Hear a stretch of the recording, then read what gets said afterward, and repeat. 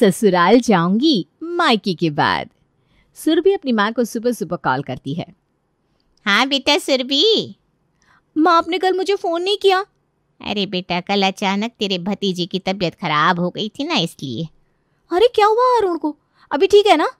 हाँ बेटा अब कोई चिंता वाली बात नहीं, अभी अरुण बिल्कुल ठीक है। कल वही रात के 12 बजे ना अचानक उसके पेट में दर्द होने लगा था। हम लोग जल्दी जल्दी उसे हॉस्पिटल लेकर गए। डॉक्टर ने बोला इसने कुछ उल्टा पुल्टा खा लिया था, तो उसी वजह से पेट में दर्द होने लगा था। अरे वो तो होगा ही ना, भाभी उन पर ध्यान ही कहाँ देती है। अरे बेटा लेकिन तेरी भाभी जॉब भी तो करती है ना। अरे माँ भला भाभी को जॉब करने की क्या ज़रूरत है, भैया की इतनी अच्छी खासी सैलरी है। अरे घर में किस चीज़ की कमी है बताइए।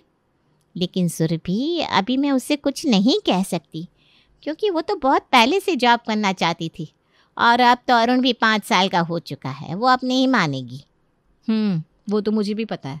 जब अरुण सिर्फ 2 साल का था तभी से भाभी ने जॉब करने की जिद शुरू कर दी थी।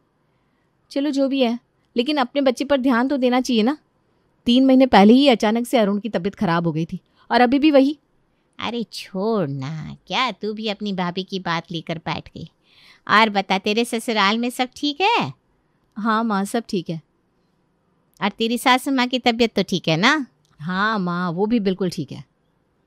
परसों तेरी सासू माँ से बात हुई, बोल रही थी उनकी कमर में आजकल बहुत दर्द रहता है। अच्छा, मुझे तो उन्होंने ऐसा कुछ भी नहीं बताया। तो अपनी सास के साथ बैठकर बात नहीं करती क्या? अरे माँ उनसे बात करूँ तो कैसे करूँ? जब भी उनसे कुछ बात करो तो वो मेरी कमियां निकालने लगती है। बोलती है ये नहीं हुआ वो नहीं हुआ, फिर ना मेरा दिमाग खराब हो जाता है, इसलिए मैं वहाँ से चुपचाप निकल लेती हूँ। सुरभि बेटा अब तेरी शादी हो गई है, तुम्हारा ससुराल ही तुम्हारा असली घर है, और अगर वहाँ तुम्हें कोई तुम्हारी कमियाँ बताता है तो तुम्हें नाराज़ नहीं होना चाहिए, बल्कि अपनी उन कमियों को दूर करना चाहिए। उफ वो माँ आप भी ना। अच्छा पापा बोल रहे थे कि उनका वैष्णो देवी जाने का मन है, क्या हुआ? आप लोगों ने कुछ डिसाइड किया? हाँ बेटा हम लोग सोच तो रहे हैं कि 2-3 महीने बाद निकले यहाँ से। अच्छा, कुछ पैसे वैसे की ज़रूरत हो तो बता देना, मैं दे दूँगी।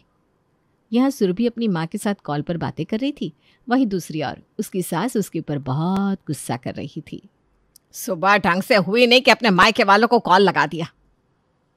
महारानी सुबह उठते ही मायके वालों को फ़ोन कर देती है। मैडम जी को अपने मायके वालों की पूरी खबर जो लेनी होती है। हाँ भाई, पहले इनके लिए इनका मायका, फिर इसके बाद इनका ससुराल। बहू बहू, अपनी माँ से बातें शातें हो गई हो तो ज़रा इधर भी ध्यान दे दो। हाँ माँ जी आई। बोली सासू माँ क्या हुआ? हुआ तो कुछ नहीं, लेकिन तुम्हारी हरकतें देखकर कुछ ना कुछ तो हो ही जाएगा। अरे अब बातों को इतना घुमा क्यों रही है सासू माँ? साफ साफ बोलिए ना, क्या बात है? चाय बनानी है क्या आपकी? हाँ चाय बनानी है। देखो सुबह के 7:30 बज गए और तुमने अभी तक मेरी चाय नहीं बनाई, ये पता होते हुए भी कि मैं 6:30 बजे तक अपनी चाय पीना पसंद करती हूँ। अरे सासू माँ अगर आज चाय बनाने में थोड़ा लेट हो गई तो क्या हो गया? कोई गुनाह थोड़ी ना कर दिया मैंने। देखो बहू जुबान मत लड़ाओ, ये तुम्हारा ससुराल है। ससुराल है तो क्या हुआ? कोई जेल खाना है क्या जो हर काम बिल्कुल टाइम से होना चाहिए? अरे शर्म कर ले, सास हूँ मैं तेरी। आप मेरी सास है तो इसमें मुझे शर्म क्यों आएगी? अरे देखिए तो कितनी बदतमीज है। आज ये सुन रहे हो आप? इसने बेशर्मी की हदें पार कर दी। आज देखो तो कैसे मुझ पर हंस रही है। सुरेखा देवी की आवाज़ सुनकर उनके पति भी वहाँ आते हैं। बहू अब तक तो तुम सिर्फ अपनी सासू माँ से जुबान लड़ाती थी, लेकिन अब तो तुम बदतमीजी पर उतर आई। अरे पापा जी मैंने ऐसा कुछ भी नहीं किया। बहू वो तुम्हारी सास है, इसलिए उसका हक है कि वो तुम्हें समझा सके, डांट भी सकती है, लेकिन तुम तो तब से अपनी सासू से जुबान ही लड़ाई जा रही हो। पापा जी जब मैं पहले सासू माँ को बिल्कुल जवाब नहीं देती थी और सासू माँ मुझे कितना भला बुरा कहती थी, तब आप कभी भी सासू माँ को कुछ नहीं बोलते थे, लेकिन जैसे ही मैंने बोलना क्या शुरू कर दिया वैसे ही आपने मुझे समझाना शुरू कर दिया। ये तो सरासर अन्याय है। अगर तुम्हारे साथ इतना ही अन्याय हो रहा है तो अपने मायके क्यों नहीं चली जाती? हाँ चली जा, हमेशा के लिए चली जा। अच्छा मैं चली जाऊँ ताकि आप इनकी दूसरी शादी करवा दें, है ना? मैं अभी कोई अबला नारी नहीं हूँ, मेरे साथ अगर कुछ गलत हुआ तो मैं किसी को नहीं छोड़ूंगी। हाँ। अरे धमकी किसे देती है? क्या कर लेगी बता? करने को तो बहुत कुछ कर सकती हूँ मैं, शायद आपको पता नहीं है कि आजकल पुलिस महिलाओं का साथ ज़्यादा देती है। अगर मैंने आप लोगों के खिलाफ कुछ भी बोल दिया ना तो आप लोगों के साथ सोचो तो क्या हो सकता है। तुम्हारी धमकी से हम नहीं डरते बहू। वो तो वक्त ही बताएगा। 3 दिन बाद। माँ, सुरभि कहाँ है? मैडम अपने मायके गई हैं। मायके गई है? क्यों? मैडम जी के भाई ने नई बाइक ली है, इसलिए अपने भैया को बधाई देने गई है। अरे ये तो इसका रोज का हो गया है। कभी इसकी माँ अलमारी खरीदती है तो देखने चली जाती है, कभी इसकी माँ नई चादर लेती है तो देखने चली जाती है। अरे बेटा, मेरी हिम्मत मारी गई थी जो ऐसी बहू घर में ले आई, वो भी इतने पास से। अरे माँ, इतना टेंशन क्यों ले रही हो सकता है उसके भाई ने कोई पार्टी रखी हो। पार्टी? वो भी तेरे ससुराल वाले रखेंगे? क्या मजाक कर रहा है। 100-150 वाला केक ले आएंगे और 4-5 समोसे, बस वही है उनकी पार्टी। क्या माँ, अब भी जब देखो सुरभि के मायके वालों का मजाक उड़ाती रहती हैं। अब तू ना ज़्यादा अपनी पत्नी और अपने ससुराल वालों की साइड मत ले। हाँ, अपनी पत्नी को अच्छे से समझा कि उसे अपने ससुराल में कैसे रहना चाहिए। अरे माँ, आप क्या सोचती हैं कि मैं कभी सुरभि को कुछ समझाता नहीं? अरे मैं उसे रोज़ समझाता हूँ, लेकिन वो मेरी सुनती ही नहीं। अच्छा, तो तू भी उसकी धमकी से डर गया है? हाँ माँ, और क्या। वैसे ही मैं अपनी जॉब से इतना परेशान रहता हूँ, और ऊपर से घर में इन सब लफड़ों में मैं नहीं पड़ना चाहता। तो फंसे रहे इसी दलदल में, और क्या। तभी वहाँ सुरभि की ननद आती है। मुझे पता था उस चुड़ैल की वजह से घर में लड़ाइयाँ ही हो रही होंगी। अरे बेटा, ये सब छोड़, चल जल्दी चलते हैं। माँ, आप कहाँ जा रही हो? अरे जा रही हूँ डॉक्टर के पास। तेरी पत्नी को तो कुछ लेना देना है नहीं मुझसे, इसलिए मुझे अपनी बेटी को बुलाना पड़ा। ज़माना बदल गया है बेटा, आजकल कोई बहू काम नहीं आती, बेटी ही काम आती है। और नहीं तो क्या भैया, आपकी पत्नी तो माँ से ये भी नहीं पूछती कि इनको हुआ क्या है। अरे आपकी पत्नी को तो ये भी नहीं पता होगा कि आज उनकी सास मेरे साथ हॉस्पिटल जा रही है। ये बोलकर दोनों माँ बेटी हॉस्पिटल चली जाती हैं। शाम होती है और दोनों माँ बेटी घर लौटती हैं। देख लो माँ, भाभी अभी भी अपनी माँ से बात कर रही है। हेलो भाभी, आपकी ननद आई है, ज़रा इधर भी ध्यान दीजिए। अरे हाँ ननद जी, आप कब आई? बैठिए बैठिए। बस मुझे अब बैठने को कहेंगी या कुछ बनाकर खिलाएंगी भी? अरे ननद जी, आज ना मैं अपने मायके गई थी, मैं भी बहुत थक गई हूँ। ऐसा करती हूँ आपके लिए ऑनलाइन कुछ मंगा देती हूँ। बताइए क्या खाएंगी आप? हाँ सही है भाभी, सारी एनर्जी आप सिर्फ अपने मायके वालों के लिए बचा कर रखिए। आप कहना क्या चाहती हैं? अरे यही कि कभी ज़रा अपने ससुराल वालों पर भी ध्यान दिया करिए भाभी। आपकी सासू माँ की तबीयत इतनी खराब है, बेचारी सही से चल फिर भी नहीं पा रही, और आपको तो ये बात पता भी नहीं है। अरे मुझे कोई सपना थोड़ी ना आ रहा है, सासू माँ को मुझे बताना चाहिए था। क्या हुआ सासू माँ, बताइए, ले चलूँ क्या आपको हॉस्पिटल? अरे भाभी, अगर आपको इतना ही फर्क पड़ता ना तो आपको ये भी पता होता कि आज आपकी सास मेरे साथ हॉस्पिटल गई थी। क्या? सॉरी सासू माँ, आपने मुझे पहले क्यों नहीं बताया? अगर मैं नहीं पूछती आपसे तो कम से कम आप ही मुझे आकर बता दिया करिए ना। अच्छा बताइए, अगली बार कब जाना है? मैं चलूँगी आपके साथ। कितना अच्छा नाटक कर लेती हैं आप। अरे ड्रामा कंपनी वालों को तो आपसे नाटक सीखना चाहिए। और भाभी आप तो ऐसे बोल रही हैं जैसे ये आपकी सास नहीं बल्कि आपकी देवरानी है। थोड़ा होश में आइए भाभी, इससे पहले कि सब कुछ खराब हो जाए। देखिए नाना जी, मैं अपनी गलती स्वीकार कर रही हूँ ना, तो आप इतना भड़क क्यों रही हैं? और वैसे भी ये हमारे घर की बात है, तो हमारे घर वालों को ही सुलझाने दीजिए। आपकी कहने का मतलब क्या है? मैं पराई हूँ? बहू, तमीज से बात करो हमारी बेटी से। ये हमेशा से इस घर का हिस्सा थी और हमेशा रहेगी। भैया आप इनको कुछ कहते क्यों नहीं? कितना डरते हैं आप? वो कुछ नहीं बोलेंगे क्योंकि गलत आप है। सुरभि चुप हो जाओ। सुरभि गुस्से से अपने पति की तरफ देखती है और अभिषेक चुप हो जाता है। ये दिन ऐसे ही बीतता है और करीब 5 दिन बाद। अच्छा माँ, आप कह रही थी कि भैया भाभी भैया के बेस्ट फ्रेंड अंकित की शादी में जा रहे हैं, क्या हुआ, गए कि नहीं? अरे नहीं, दोनों नहीं गए। क्यों? क्योंकि आज तेरी भाभी का बर्थडे है और हम सभी तेरी भाभी का बर्थडे सेलिब्रेट करने बाहर जा रहे हैं। अरे माँ, बर्थडे तो कल भी सेलिब्रेट हो सकता है ना। अरे आज तो भैया को अपने बेस्ट फ्रेंड की शादी में जाना चाहिए था। वो कितना नाराज़ होगा सोचिए। और तो और कहीं दोनों की फ्रेंडशिप ही ना खत्म हो जाए।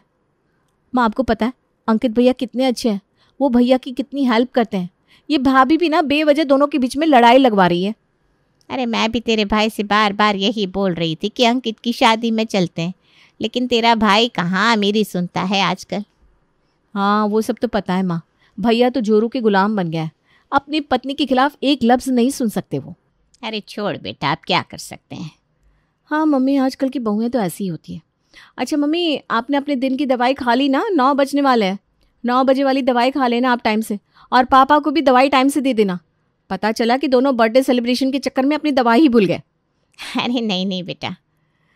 अच्छा भाभी आपकी दवाई का ध्यान रखती है कि नहीं? हाँ रखती है, लेकिन उसे इतना काम रहता है कि भूल जाती है बीच बीच में। लेकिन माँ ये तो गलत है ना। अरे बेटा धीरे बोल। अच्छा ठीक है माँ, मुझे ज़रा कुछ काम है, मैं आपको बाद में कॉल करती हूँ। Okay bye. और दवाई टाइम से खा लेना। सुरभि फ़ोन रख देती है। सुरभि अक्सर ऐसे ही रोज़ अपनी माँ और पिताजी को फ़ोन करती, साथ ही साथ उनकी दवाइयों के टाइम में भी दोनों को कॉल करके उनकी दवाइयों के बारे में याद दिलाती। अरे बहू। माँ जी ये लीजिए आपका दूध, आपकी दवाई का टाइम हो गया ना? हाँ बेटा। अच्छा सासू माँ एक बात बताइए, क्या मैं एक अच्छी बहू नहीं हूँ? अरे नहीं नहीं, क्यों क्या हुआ, ऐसे क्यों बोल रही है? सासू माँ आपको बात छुपाने की ज़रूरत नहीं है, क्योंकि मैंने ननद जी की सारी बातें सुन ली है। क्योंकि उनकी आवाज़ ही इतनी तेज़ है कि फ़ोन से भी बाहर सुनाई देती है, वो भी बिना लाउड स्पीकर ऑन किए। तो तू हम दोनों की बातें सुन रही थी? नहीं सासू माँ, मुझे आप दोनों की बातें सुनने का कोई शौक़ नहीं है, क्योंकि मुझे पता है कि आप दोनों की बातें क्या हो सकती है। मैं तो बस ये दूध रखने आई थी। हाँ तो दूध दे के जा, फालतू बातें मत सुना। देखिए सासू माँ, मैं एक सुझाव आप दोनों को देना चाहूँगी।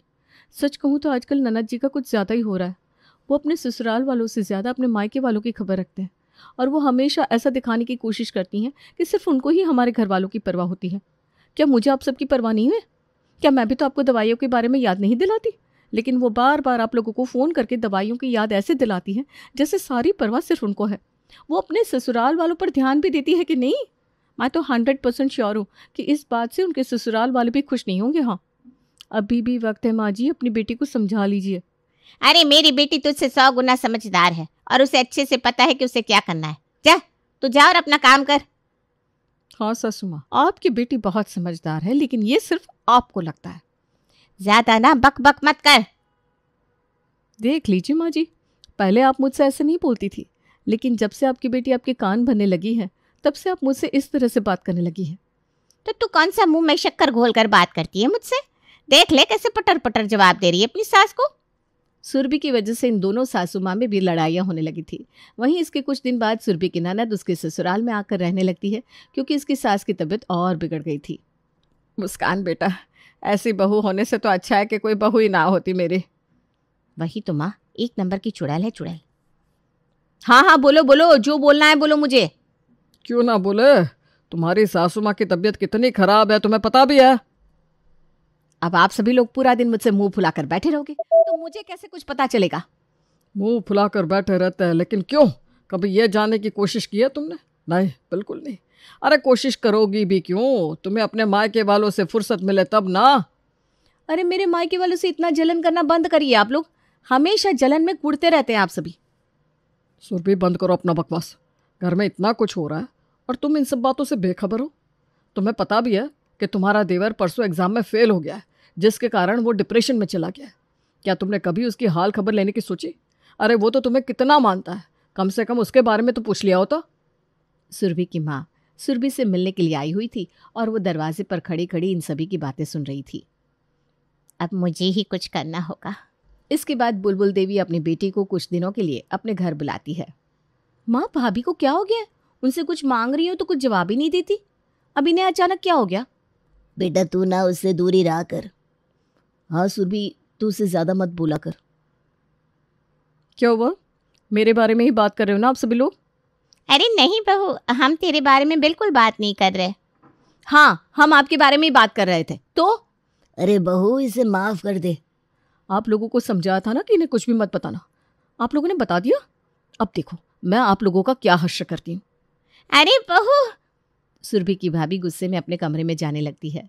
वहीं बाकी लोग उसे रोकने उसके पीछे पीछे जाते हैं। अभी अपने बबलू भाई को कॉल करती हूँ। कौन है ये? और ये बेवजह क्यों धमकी दे रही है आप लोगों को? बेटा माफ़ कर दे, माफ़ कर दे, हम तेरे आगे हाथ जोड़ते हैं। सभी लोग अमीषा के आगे गिड़गिड़ाने लगते हैं। ठीक है, आज जाने देती हूँ, वैसे भी आज मेरा पंगा लेने का कोई मूड नहीं है। इतना कहकर अमीषा अपने कमरे में चली जाती है। अरे आप सब लोग भाभी से इतना क्यों डर रहे हैं? बताइए तो, आखिर हुआ क्या है? बेटा हमें पता चला है कि तेरी भाभी का भाई एक बहुत बड़ा नामी गुंडा है और उसके खिलाफ आवाज़ उठाने की हिम्मत इस शहर में कोई नहीं कर सकता। क्या? हाँ बेटा, तू उससे बिल्कुल भी पंगा मत ले। अगर हम लोग अमीषा के साथ सही से रहेंगे ना तो उसका भाई हमें कभी कुछ नहीं करेगा। और बहन, उस दिन जब मैं जैसे ही ऑफिस से बाहर निकला ना, वैसे ही एक लंबा चौड़ा आदमी मेरे सामने आकर खड़ा हो गया। उसने मुझे बहुत मारा। बाद में पता चला वो अमीषा का बड़ा भाई है, जिसके बारे में इन लोगों ने हमसे छुपाया था। क्या? हाँ बेटा, आजकल अमीषा बहू हमेशा हम सबको धमकी देती रहती है कि अगर हम लोगों ने ज़रा से भी आवाज़ ऊंची करी तो वो हमारी शिकायत अपने भाई से कर देगी। हमें बहुत डर लगता है बेटा, ऐसी बहू किसी को ना मिले। तू भी ना अपने ससुराल वालों के साथ अच्छे से रहना, उनको कभी तंग मत करना बेटा। अपने मायके वालों की ऐसी हालत देखकर सुरभि की अकल ठिकाने आ जाती है। उसे समझ में आ जाता है